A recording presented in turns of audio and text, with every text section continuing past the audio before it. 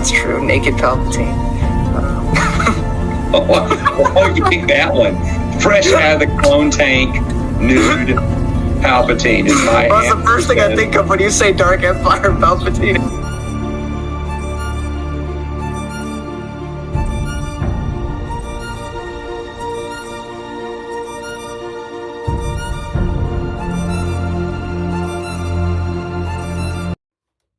Hello, ladies and gents, as today I discuss the final book in the Star Trek Enterprise relaunch novels, Star Trek Rise of the Federation 5, Patterns of Interference.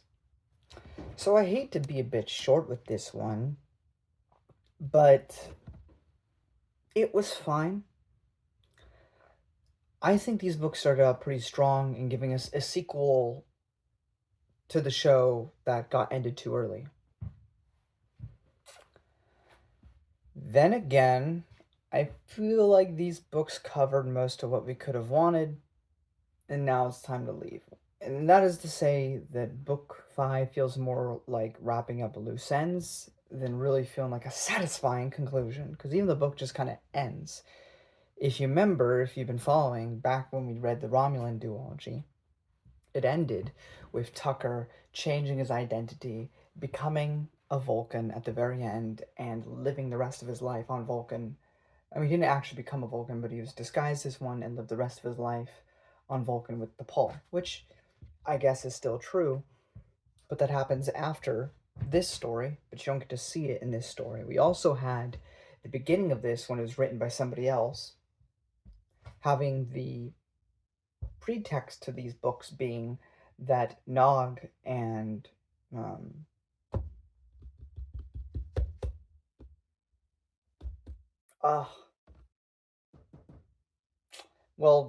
Sisko's child. Why am I fudging on his name right now? I'm sorry. Jake, Sisko, right? Anyway, I'm gonna cry.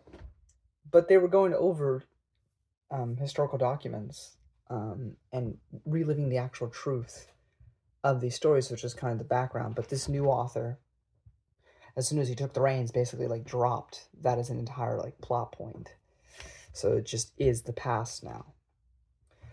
Like I said, most of everything that could have been explored, I think, was. We wrap up a lot of stuff because, Maltuvis, the bad guy throughout all these books, is still doing his thing. It's hard to enjoy him, though, because he's kind of just cartoonishly evil.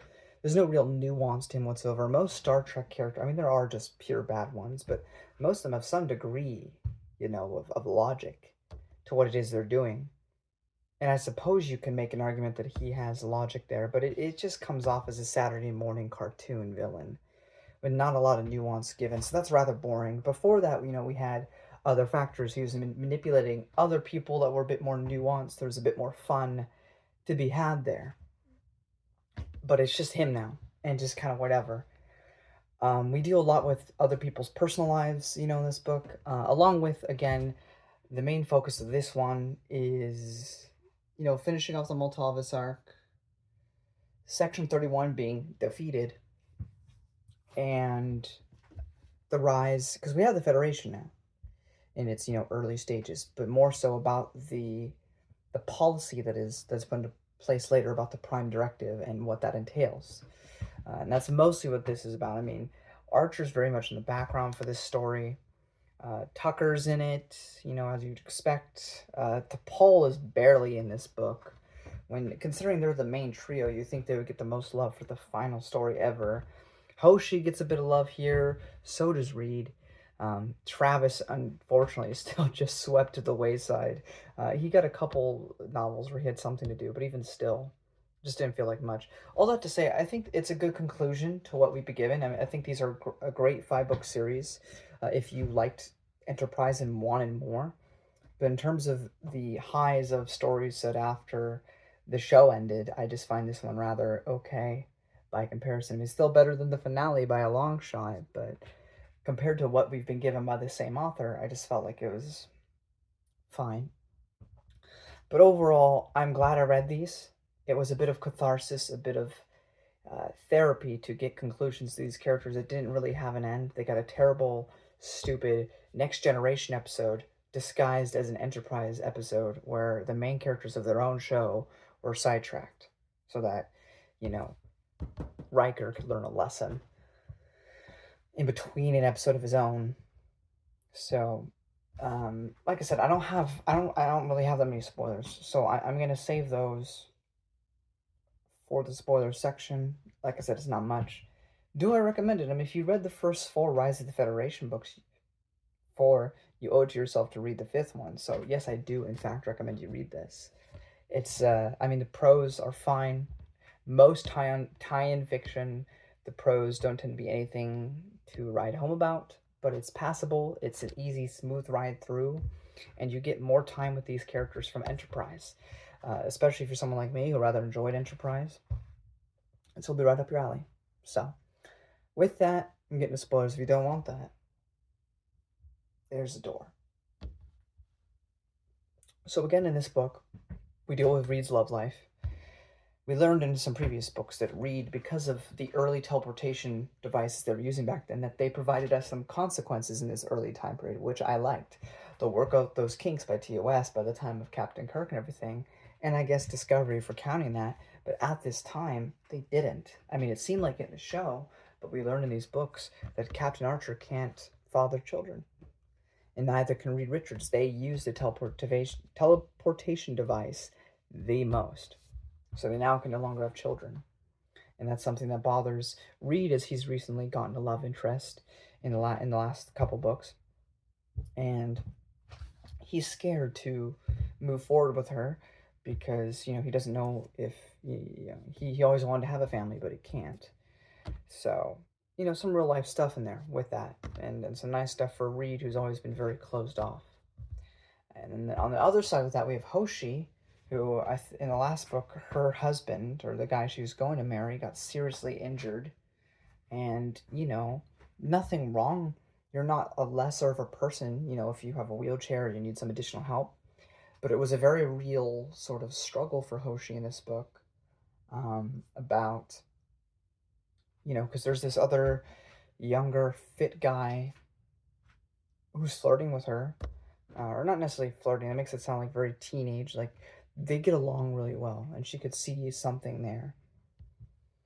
And it's easy with the temptation because when she signed up to marry her husband that she met throughout these books, she signed up for, what she, I mean, when you get married to someone, you get married to them for them, of course, and you say the vows through sickness and in health.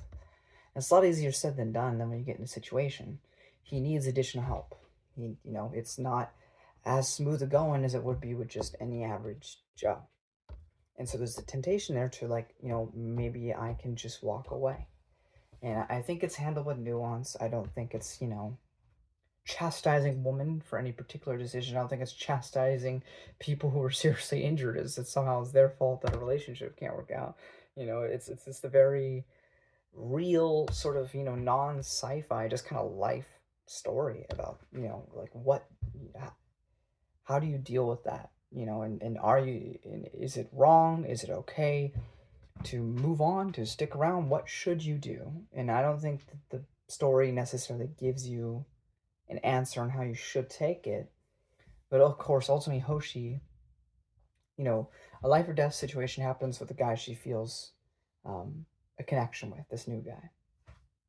And I guess after that, she kind of had the realization, I worried for you when you got hurt, as I would care for anyone, that got hurt, that I just, saw on the street getting hurt. But when I saw you getting hurt, and I mean no disrespect to you, it did not carry the same emotional weight as it did when this happened to my husband. Which kind of made her decide, freaking camera. Sorry. Which kind of made her decide, yes, I choose my husband, despite all that.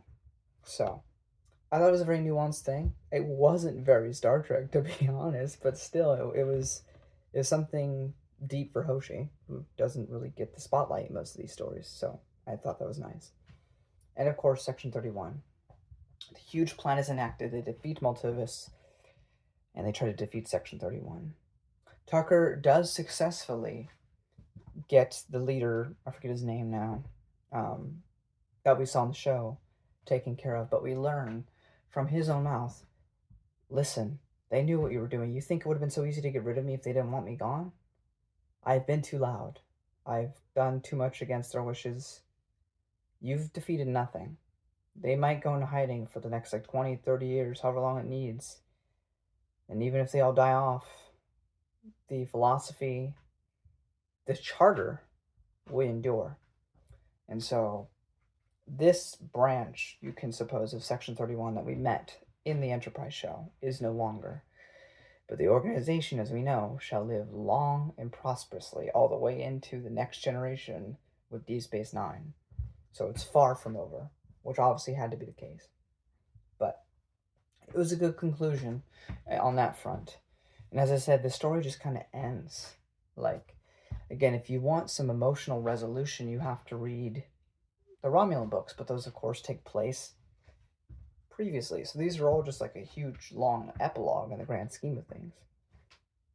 But I still absolutely think it's worth your time. Up next, oh man, I have the Prince of Nothing series by R. Scott Baker. We will see how that goes. Wish me luck.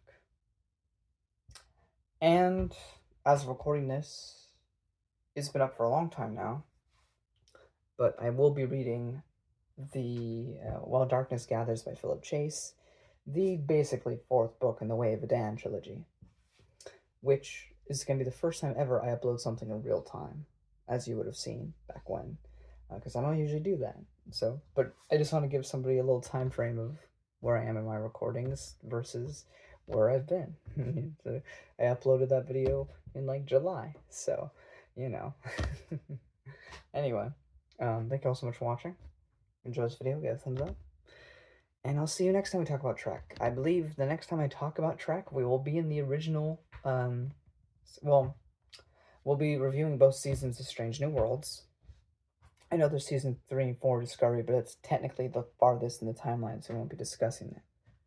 So, seasons 1 and 2 of Strange New Worlds, and then we'll begin with a couple novels in the TOS era before reviewing the 3 seasons of television.